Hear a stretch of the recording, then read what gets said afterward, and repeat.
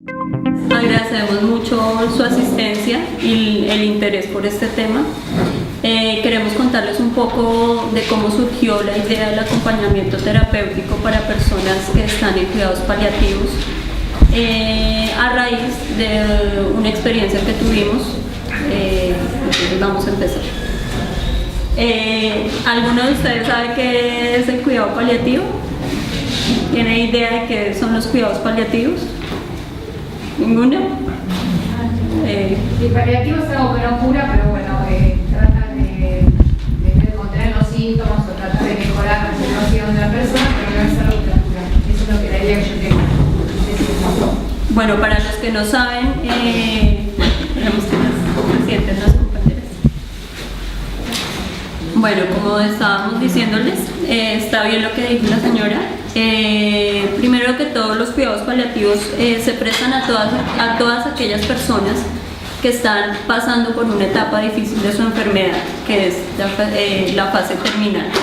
En esta área se trata el dolor, se trata el sufrimiento, se trata de minimizar todo aquello por lo que está pasando este enfermo en esta etapa.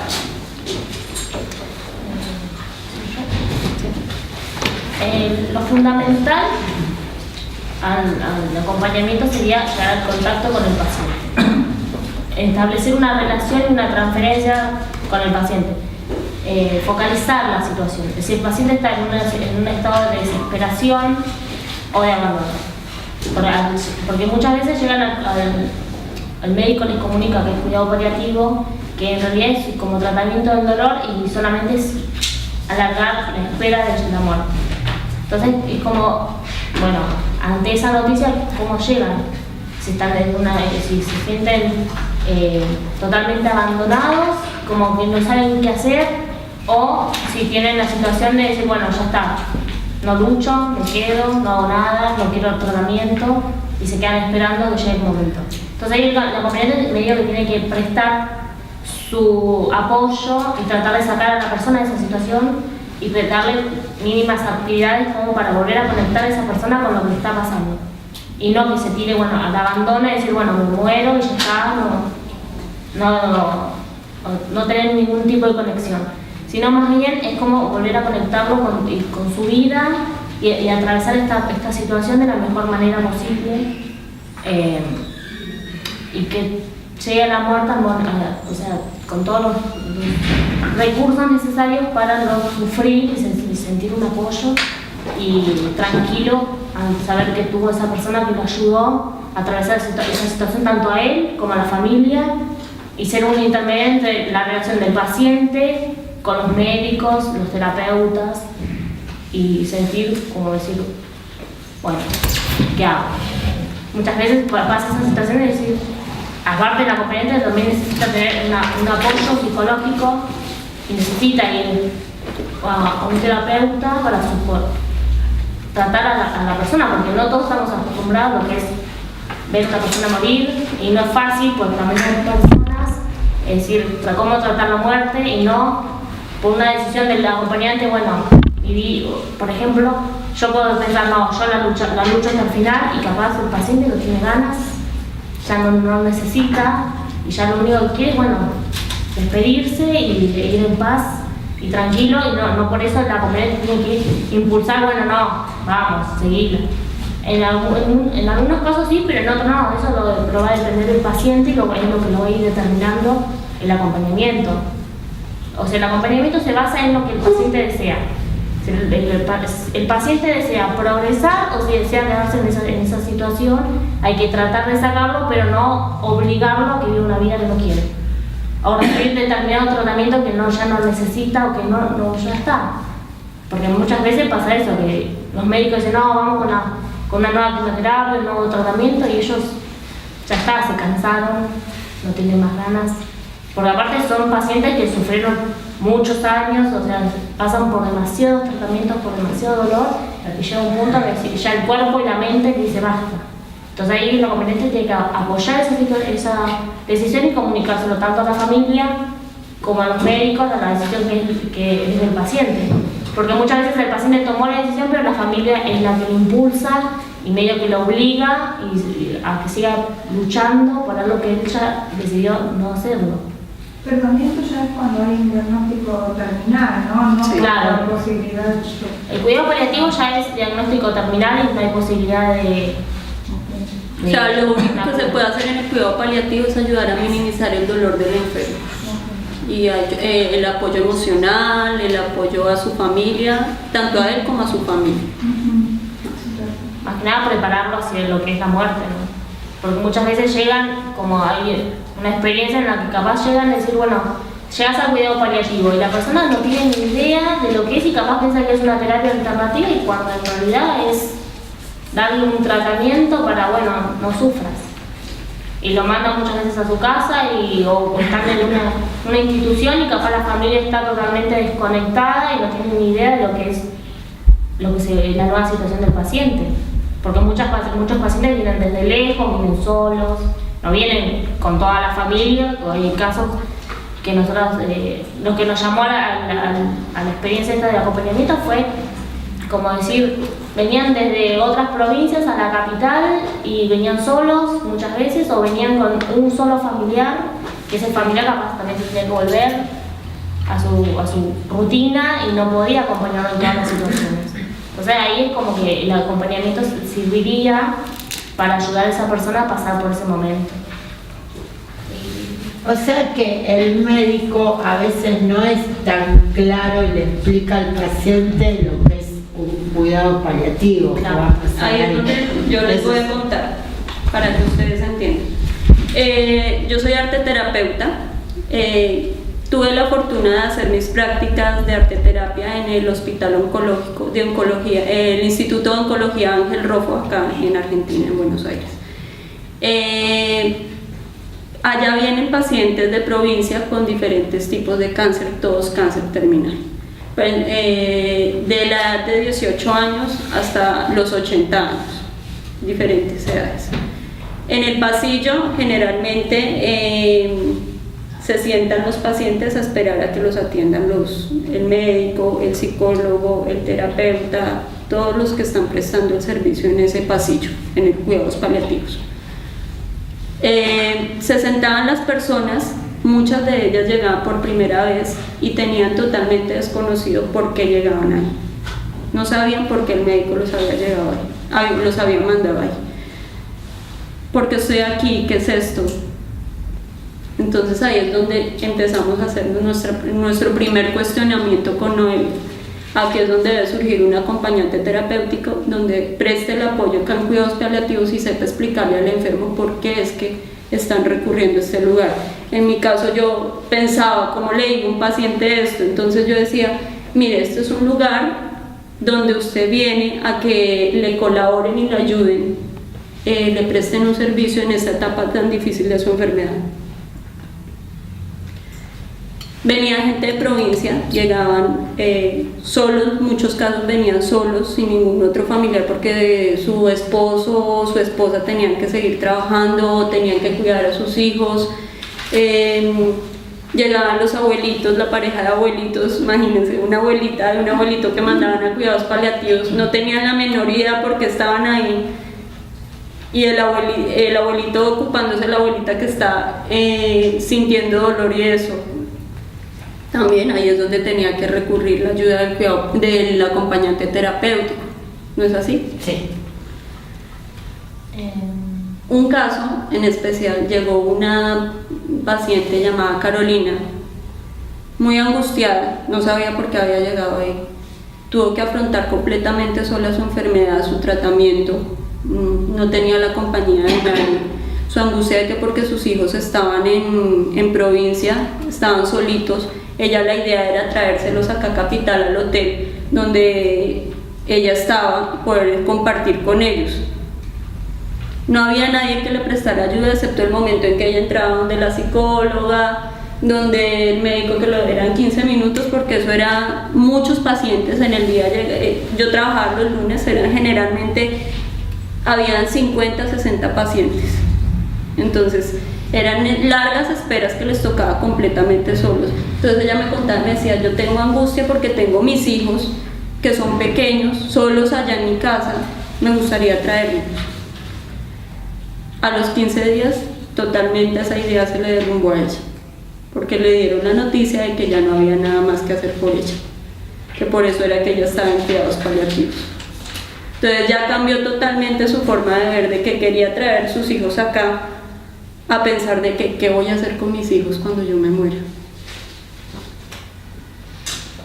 Entonces yo le comenté a Noelia, en esa época yo estaba tomando también acá las clases, le comenté a Noelia, imagínate, está pasando esto y esto, y hay gente que viene completamente sola, que no tiene el apoyo de nadie, que recibe la noticia sola, que le tocó afrontar un tratamiento solo, el dolor solo, que el psicólogo la atendió 15 minutos y se sintió bien 15 minutos y salió después al hotel a estar completamente sola sin tener con quién hablar. Entonces yo le comentaba a Noelia, ¿qué podemos hacer en ese caso? Entonces se nos ocurrió el acompañamiento terapéutico para esta clase de personas. El apoyo, la contención,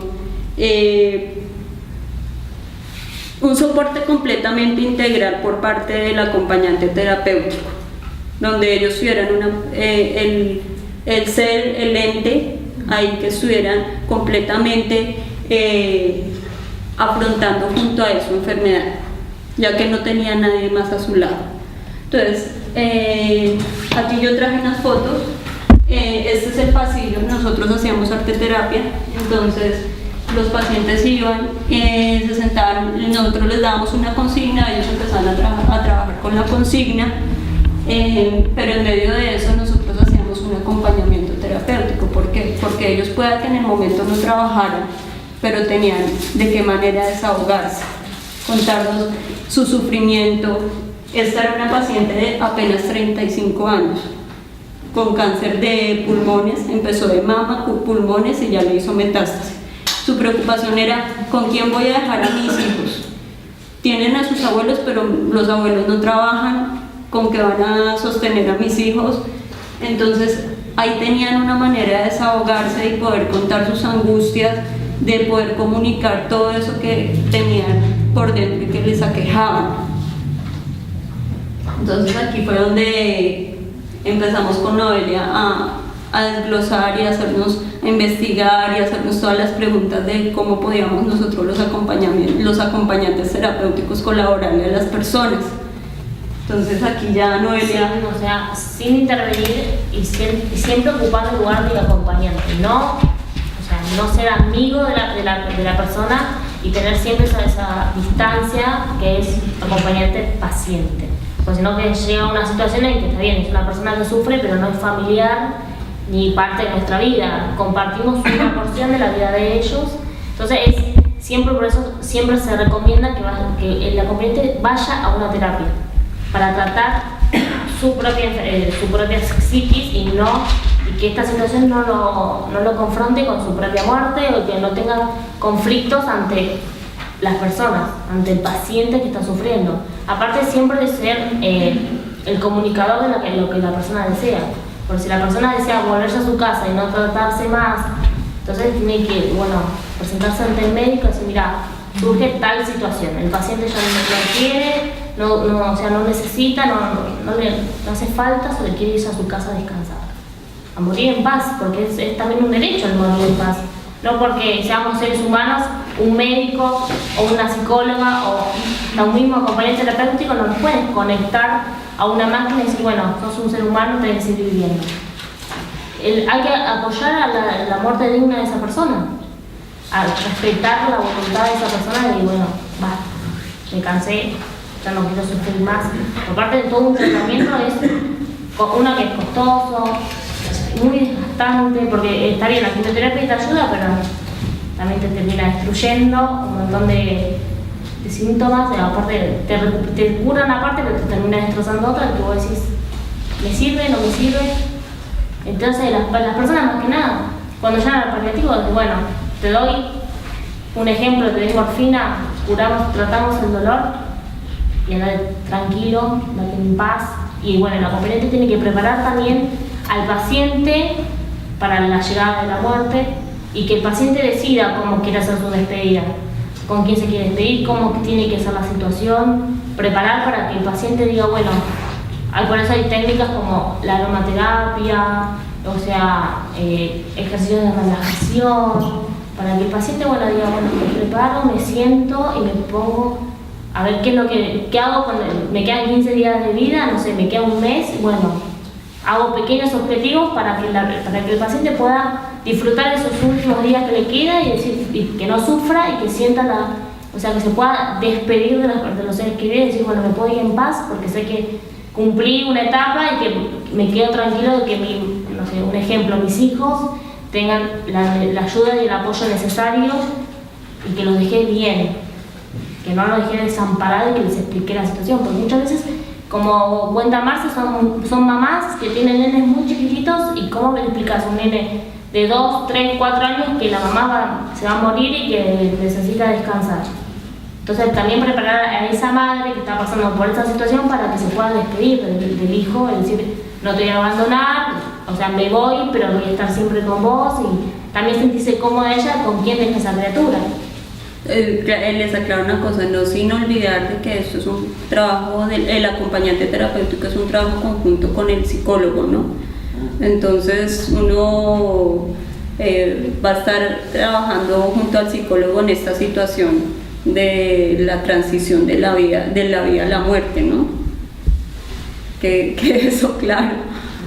Claro, aparte de todo esto o sea, el acompañante lo trabaja con un médico que lo está tratando, un oncólogo sería, un médico psiquiatra, un médico psicólogo, o sea, necesita un equipo interdisciplinario con el que trabajar y sentirse apoyado y que le diga, hay un caso también que nosotros investigando lo encontramos, que era un paciente que capaz estaba en cuidado paliativo, tenía 65 años y estaba totalmente tirado, o sea, no quería recibir ni siquiera comida, y bueno, el médico que lo estaba tratando le pidió el acompañamiento y le dijo al acompañante, bueno, necesitamos que se vuelva a conectar, que vuelva a tener un incentivo mínimo para poder tratarlo de vuelta con una quimioterapia porque ni siquiera quería empezarla. Pero eso te iba a decir yo, porque a veces cómo diferenciar el cuadro depresivo que origina ese tipo de situación a la decisión real y eso directamente lo ven con el terapeuta. La persona que lo diagnostica es un psicólogo. Claro, porque en ese caso no es que aceptaron lo que el paciente dijo, estaba en un cuadro ya depresivo y lo trataron de sacar para que pudiera pensar mejor o decidir mejor qué hacía, ¿no? Tal cual. Perfectamente.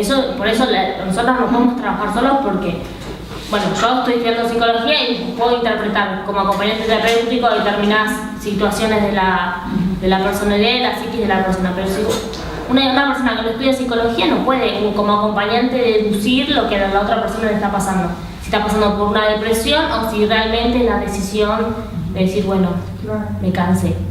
Entonces por eso necesitamos trabajar con un psicólogo, un psiquiatra, más si tiene que recibir antidepresivos y estar ahí para que la persona no baje los brazos y que siga, y que por mínimo que sea tenga un proyecto de vida. No a largo plazo, pero sí a corto plazo, y darle pequeñas actividades como para volverlo a conectar con su propia vida y volverlo a conectar y que cambie la relación que tenía con su enfermedad, porque obviamente una persona le diagnostica cáncer. Bueno, se recupera, empieza con los tratamientos, pero una vez que le diagnostican que ya no hay cura, que ya le queda muy poco tiempo de vida, tiene que volver a conectarse con esa enfermedad. Y algo que lo veía tan lejano, bueno, no sé, esta enfermedad me puede durar 10 años, ya lo ve como algo muy cercano. Entonces se le acorta la vida, o sea, el tiempo cronológico que tiene, entonces tiene que apuntar a ver, bueno, cómo lo quiero hacer, cómo me quiero despedir y qué es lo que me gustaría hacer. Acompañar a esa persona que pueda decidir y tomar la decisión de decir, bueno, basta.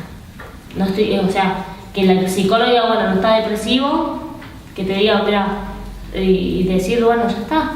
Pues la idea también es que en nuestro caso, si vemos que está en una depresión, tiene la ayuda del psicólogo, del psiquiatra también, darle motivos para que, si tiene hijos, busque la manera de que en ese tiempo pueda estar con sus hijos, compartir con sus hijos, que si tiene metas a corto plazo, las cumpla en ese corto plazo, si tiene sueños, que los cumpla, ¿por qué no? Uno motivarlo para que haga no cosas a largo plazo, pero sí a corto plazo, que las pueda cumplir en ese tiempo. O sea, tiene la oportunidad de hacer eso, ¿por qué no? Entonces ahí es donde nosotros también entramos como un motivador en estos casos.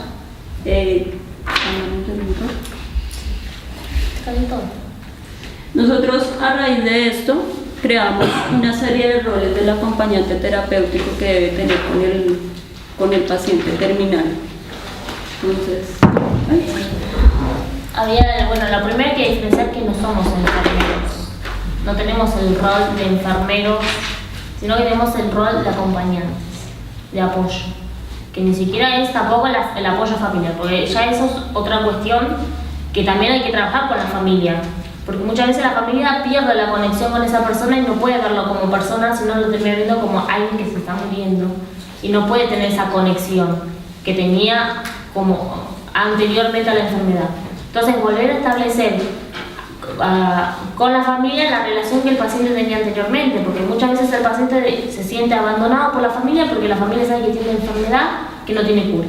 Capaz aparecen personas que el paciente estaba peleado, enojado, y aparece como el mayor apoyo de ese paciente, siendo que anteriormente capaz estaba todo mal o ni se interesaba, y aparece como fundamental apoyo. Y bueno, apoyar esa situación, es acompañar. Por eso es fundamental el acompañamiento en personas que tienen cáncer, o sea, que tienen cuidados paliativos, porque muchas veces el médico tampoco llega, o sea, se les escapa de la mano, porque está bien, viene una sesión, 15 minutos, pero el paciente tiene una vida, tiene meses, tiene semanas, tiene horas, que está solo o está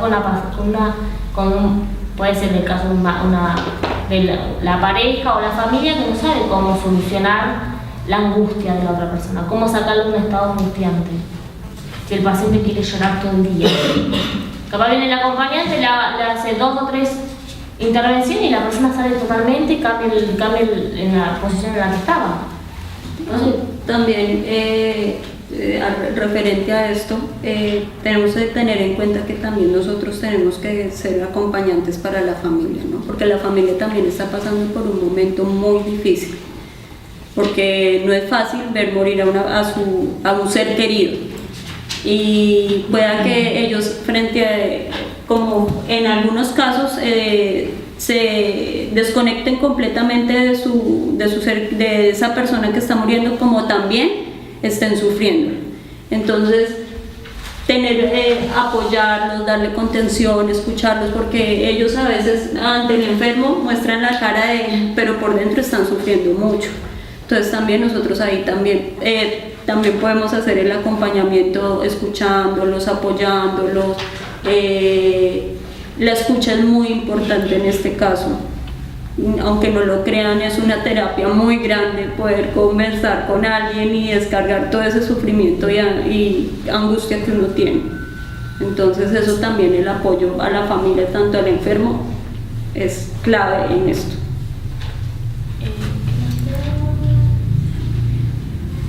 Y muchas veces, o sea, también que el paciente tenga un nuevo vínculo con el médico. Porque muchas veces pasa también que el paciente llega, bueno, ya no quiere ni ver al médico, ya no quiere ni tratar, ni que se le acerque una enfermera. Entonces volver a conectar a ese paciente con su propia enfermedad y sacarlo del lugar en el que estaba. Porque muchas veces pasan automáticamente, dicen, bueno, te quedan 6 meses de vida. Puede pasar o un estado de euforia y quiere hacer todo en 2 minutos, o puede pasar directamente al estado, bueno, ya está, no hago nada, me quedo sentado, que pase mi vida, lo que quede corriendo y que yo no hago nada. No, hay que sacarlo de esa situación y que él pueda decir, bueno, no, a ver, que tengo 6 meses y bueno, en estos 6 meses quiero, no sé, irme a hacer un viaje o escribir un libro, ir a tatuarme, hacer cosas que a la persona lo llenen en ese poco tiempo. Decir, bueno, ya está, disfruto lo que me queda, aprovecho el tiempo que me resta y disfrutar con las personas que desean. Muchas veces. Sí. Y si justo está en la etapa, viste que dicen que es una etapa de negación, después aceptación, en la etapa de negación, ¿Cómo tenés que hacer? Porque le tenés que hacer entender que le quedan 2 meses y que aproveche o que... No, yo ahí lo pensaría que si la persona está negada, bueno, entonces, bueno, esto no lo quieres hacer, pero ¿qué es lo que quieres hacer? Algo mínimo, ir al zoológico, ir a ver una película, por mínimo que sea, eso para el paciente ya le cambia la perspectiva. Está niega la enfermedad. Sí. En esos casos se aconseja igual. No, mira, sí, obviamente que se aconseja al acompañante en ese caso tenerlo que, no tener, sino ayudarlo a caer en cuenta por la situación que está pasando y que tiene que aprovechar el tiempo que le queda con su familia. Eso lo trabajarán, yo no sé, más que los psicólogos lo sabrán más que yo, trabajarán ayudándole a entender esto. Y el acompañante ahí entrará ayudándole a cumplir las metas que le quedan para ese tiempo. Porque ya en un cuidado paliativo la negación yo por lo menos no la veo tanto de parte de la enfermedad. Si ya hiciste, ya sabes que estás enfermo hace rato, la negación en relación a la muerte, sí, la haría yo, no a la enfermedad. No, más que todo ellos no lo niegan. Si tú yo de mi experiencia, por lo que yo pasé, que fue de muchos meses, ellos no niegan ya que van a morir. Claro. Ellos saben que van a morir. Cuando ellos ya les explican que están en cuidados paliativos, ellos saben que van a morir. Ya sea de un momento a otro o que van a morir. Hay gente que le dice va a morir en un mes y duran hasta un año, pero ellos saben que es una enfermedad que ya los atacó y que van a morir. O sea, ellos no desconocen en ningún momento eso. La negación empieza cuando a ti te dicen en el primer momento, claro, tengo cáncer. Y dices, no, pero yo cómo voy a tener cáncer, yo no me puedo morir, ¿sí me entiendes? Sí, tengo dos preguntas.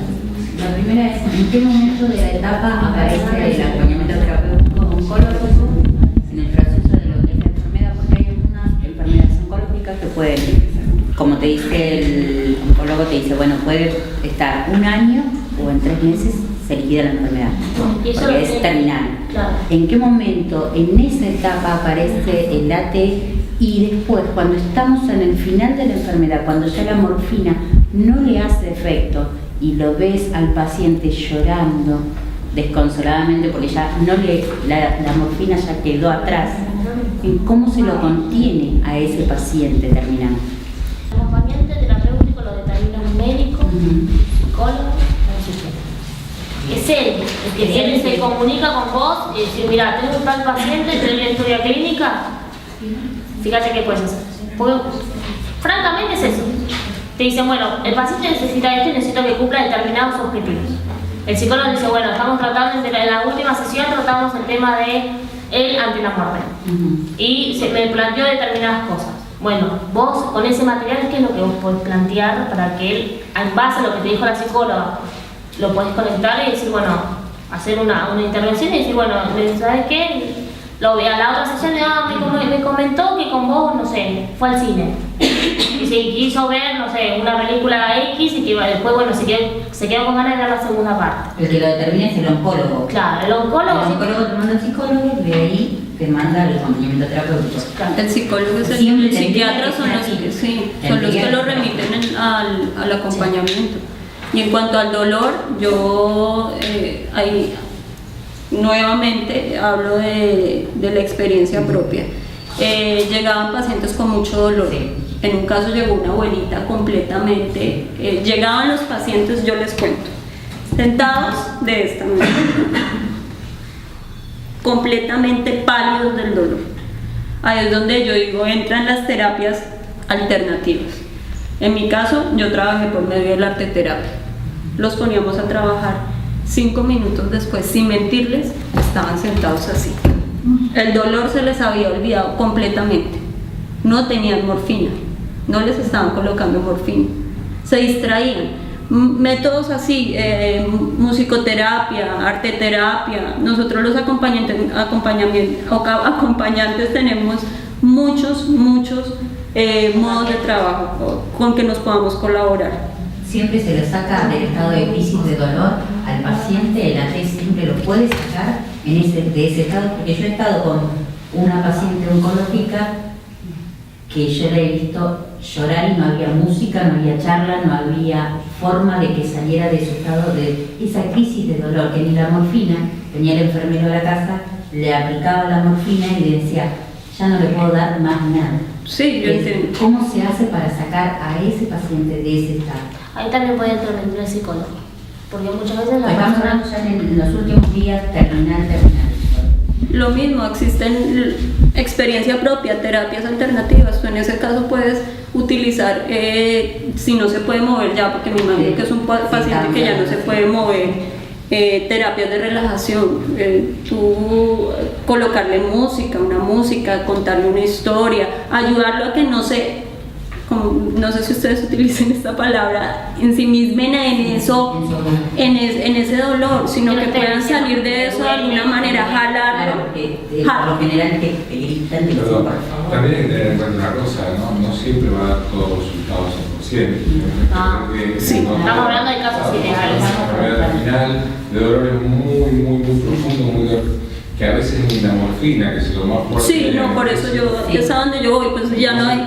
Lo que yo le contaba en mi caso, yo a esta abuelita, yo no les miento, llegó completamente Sí, pálida. El abuelito era al lado de ella con angustia de él en algo. Ya no le podían dar nada más porque le habían acabado una inyección de morfina. Y ella decía, no aguanto más. Nos pusimos a trabajar. Al principio no quería. No, yo no quiero.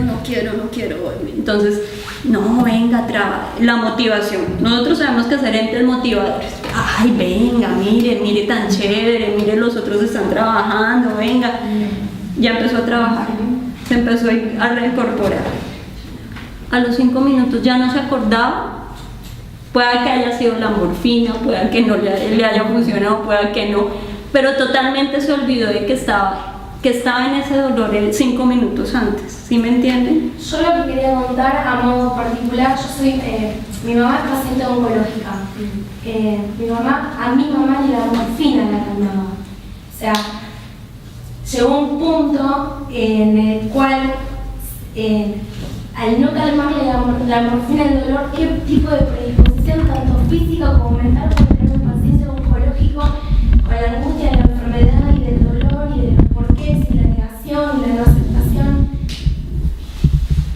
No te contradigo, pero yo, como yo lo viví como AT y como hija de paciente oncológica, yo no lo viví de esa manera. Yo también viví de la misma forma. ¿Cómo se lo estimula Pero ya? la particularidad no tiene que ver con la generalidad. No en todos los hospitales hay cuidados paliativos. Sí. Tomemos el ejemplo como algo de la experiencia Genérico, que se vuelca acá, pero muy probablemente en muchísimos casos no funcione de esta manera. ¿Tú en algún momento intentaste sacarla de ser un ente motivador? O sea, por ejemplo, venga, o sea... Siempre, es mi mamá y siempre Sí. intenté. De hecho, ella estuvo mucho tiempo en terapia intensiva con cuidados paliativos, después estuvo en ambulatorio y la verdad es que a ella tampoco le daba mucho tiempo de vida. Y yo desde aplicando un poquito de lo que sé de AT, pero también con muchas cosas que me atraviesan desde el lado de mi hija, Eso te iba a yo preguntar. no le decía, bueno, ma, el oncólogo te dijo que te quedan 2 meses o 6 o lo que sea. Yo jamás le hablaba de tiempo, sabiendo que además de todo lo que tenía con virus intrahospitalario, o sea, estaba muy mal. Y yo jamás le hablaba de, bueno, te quedan tanto tiempo de vida, tratemos de hacer esto, lo otro. No. Siempre le hablaba con proyectos cortos dentro, o sea, en el contexto en el que nos ubicábamos, pero ella ni con morfina se levantaba. No, yo me levanto para verte bien. No, es que a lo que me refiero es que, por ejemplo, te voy a preguntar esto, que no te vaya... tú de pronto, alguna actividad que le gustara mucho a tu mamá, había alguna, no sé, No quería pintar, Mi leer... mamá estaba tirada en la cama, no Sí, quería hacer nada. exacto. Ni siquiera romper algo, aunque No sea de quiero hacer bronca, nada. que exteriorice lo que está sufriendo, rompiendo toda la casa. Es que llega un momento en ese paciente que a veces es el dolor tan fuerte que cuando está en la morfina no hace efecto. ¿Cómo se lo puede condenar? Nosotros En ese caso ya es solo hacer el acompañamiento de la transición, de su transición. Mire, el estar ahí al lado de esa persona ya es mucho. Muchas Porque hay veces gente que no se va, tú pudiste haber dicho, ¿sabe qué? me cansé, me voy, ya no puedo más, pero tú estuviste ahí con ella. ¿Qué más acompañamiento que ese? El apoyo de eso para uno es muy importante. Eso es muy importante. Mi mamá también murió de cáncer, mi tía murió de cáncer, mi suegra la semana pasada también. Y lo único que pude hacer, porque también estaba sumamente dolorida, fue un cáncer fulminante. Hace 20 días estaba re bien. Y de pronto, bueno, nada, saltó ese monstruo. Y por eso estoy muy de acuerdo con lo que vos decís. Solo el hecho de estar ahí. Lo que yo pude hacer con mi suegra fue masajitos muy suaves en las piernas, súper hinchadas. Y eso a ella le daba una sensación de diversión dentro de toda la Exactamente, eso viene. Entre 2 horas bajo el agua caliente, capaz eso estimula estimula al paciente. a relajar. Yo lo que me refiero es que una persona bajo los efectos de la morfina con el tipo de dolor que genera un cáncer, yo no creo que estén predispuestos ni física ni mentalmente a una arteterapia que es buenísimo complementario. Pero bueno, arteterapia no pudo, por ejemplo, o pudiste haberle colocado una música que lo relajara en ese momento, o pudiste haberle contado una historia, mamá, acuérdate, cierra los ojos, acuérdate, contarle, estar con ella contándole cosas, ese acompañamiento, por ejemplo, mamá, acuérdate cuando estuvimos, algo que la relajara, con algo que fuera para ustedes muy importante entre ustedes dos. Todas esas cosas son importantes y ahí estás generando un acompañamiento. Aparte voy a hacer una pequeña observación. Sí. Yo quiero enfatizar en la cuestión de pensar siempre en cada paciente y en su historia y en sus propios recursos, porque no es lo mismo un paciente que otro. Exactamente. Entonces tendrá que ver con la personalidad de base de ese paciente y qué recursos tiene para poder afrontar. Aparte de ser... Y ahí sí va el tratamiento psicológico que pueda llegar a tener para afrontar de determinada manera, bueno, todas las situaciones que le toquen vivir. Esta es como la más dura, ¿no? Pero aparte también hay que podemos posicionarse. generalizar ese punto. Estaba escuchando el relato de la chica que era la mamá. O sea, nosotros no somos ni la mamá, ni la hija, ni la esposa, ni la nieta. Sin olvidar que para nosotros también es duro, ¿no? Porque para nosotros somos seres humanos y de todo uno mundo como posición, como posición de hija, a mi mamá le llega a pasar algo que la tengo acá presente. O sea, creo que se me va a olvidar la psicología, se me va a olvidar el acompañamiento, se me va a olvidar un montón de cosas y no lo voy a poder aplicar. En cambio viene una persona extraña. Si pensamos en los consejos al médico que da Freud, ¿no? En sus primeros escritos, tiene que ver con no tener demasiado vínculo. No tener ningún tipo de vínculo. Pero créeme que todo el acompañamiento, ahí hiciste un acompañamiento espléndido. Yo creo que el mejor acompañamiento, uno haber estado con su mamá, desde el lado de acompañamiento y hija. Igual más Es allá un acompañamiento, pero no sé si es un acompañamiento terapéutico que tiene una dirección de tratamiento. Depende mucho. Sí, pero como ella dice que ella también trató desde su punto de vista de acompañante, entonces también... Yo lo que quise decir fue que, como me refería a que como contabas que la señora estaba así, después de quizás algún tiempo de terapia o lo que sea, que estabas sentada de otra manera, eso está buenísimo, son todos complementos que ayudan a que el paciente esté mejor y que tenga esos otros proyectos a corto plazo. Está buenísimo. Lo que yo digo que quizás es un poco difícil que una persona físicamente, bajo los efectos de la morfina, tenga la predisposición para sentarse, por ejemplo, y dibujar, o utilizar pinturas, o eso digo, que es muy difícil que una persona, por mi experiencia lo digo, que una persona físicamente pueda levantarse, o no se está tomando una vallacrina, le están dando morfina. Pero muchas veces lo hacen. Pero pasa. Vos fíjate que yo digo, me pongo en posición psicóloga de mañana. Muchas veces la psiquis maneja todo. O vos ves una persona que está totalmente tirada, pero mal, que no se puede ni mover, que mueve el dedo y le duele. Lo conectaste con algo especial, moviste algo de lo que realmente necesitaba, algo del deseo. Se movió. Es inexplicable. Así como también capaz la morfina no le hace efecto, porque está totalmente cegada en el dolor, que obviamente no es consciente, todos estamos hablando inconscientemente. Pero llega un punto que, como explica Marcia, al dibujar, al pintar, a gritar, a hacer gritos, acompañar a la persona si tiene ganas de gritar y putearte, que tenga la libertad de hacerlo. Capaz esa sola descarga que lo pudo hacer, lo hizo olvidar por 2 segundos que tenía dolor. 2 segundos, que capaz para la persona fueron... Claro. No, aparte yo creo que, bueno, cada persona es un individuo y cada uno se maneja y va a reaccionar de distinta manera. El año pasado, sinceramente, bueno, por las cosas de la vida, tuve que ver a alguien que ya también enferma de cáncer y cáncer terminal, ya sabía que se iba.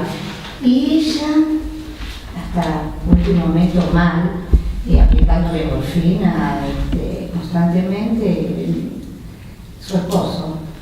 Bueno, yo también le iba dosificando con las gotitas. Ella quería fumar.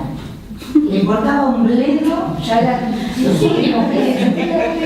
¿qué hacíamos? Charlábamos, tomábamos un cafecito y fumaba sus puchos.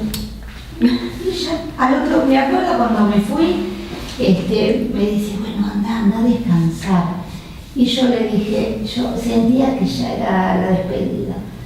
Le dije, vos también descansas, ¿sí? Nos estamos viendo. Y bueno, me dio un besito, nos damos un besito y el otro día se fue. Pero su gusto era fumar y tomar cafecito. Y bueno, y charlamos de qué sé yo, de tejido, que tejé excelente, de tantas otras cosas. Pero claro, cada uno es... Como es el que no hay que generar. Tiene su manera de ser. Aún en ese momento tan crítico. Pensaba que en cualquier momento hay un sujeto ahí, ¿no?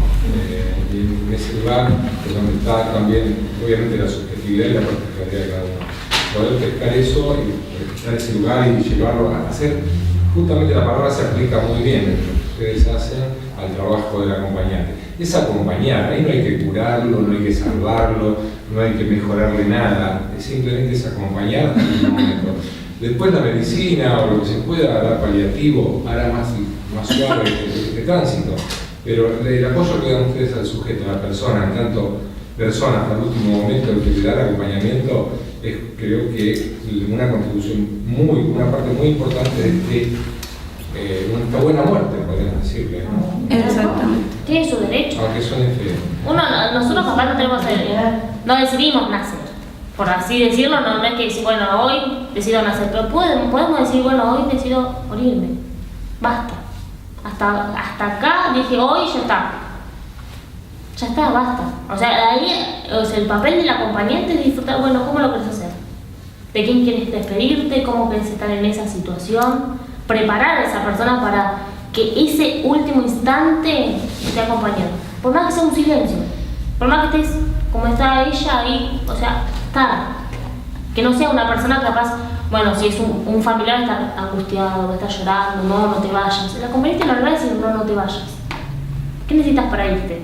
Darle el apoyo, decir, bueno, es tu decisión, bueno, ¿cómo lo hago para que sea más leve y más fácil y no te duela el hecho de dejar? Porque obviamente la persona con cáncer llega a un punto de decir, bueno, hasta acá llegué, hasta no quiero nada. ¿Entendés? Entonces llega el punto de decir, bueno, ¿qué necesitas? ¿Cómo lo quieres hacer? Por parte es esto, preparar a la persona a la despedida de sus seres queridos, porque obviamente ninguno está preparado para decir, ¿sabes qué? Bueno, hoy me muero, mañana no te veo, chao. No, o sea, hay que preparar, bueno, ¿cómo lo quieres hacer?